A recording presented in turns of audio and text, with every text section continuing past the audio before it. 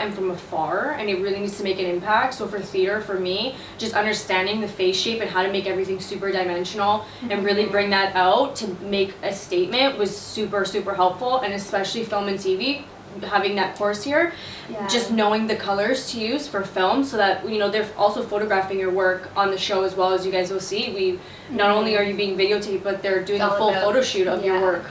Yeah. So you got to know what colors to use and everything.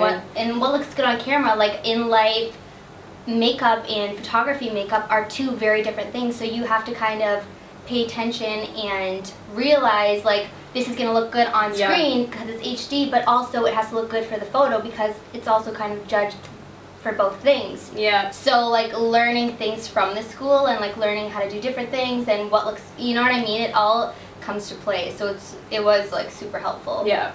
Yeah. Glam Master airs February 28th on Lifetime TV.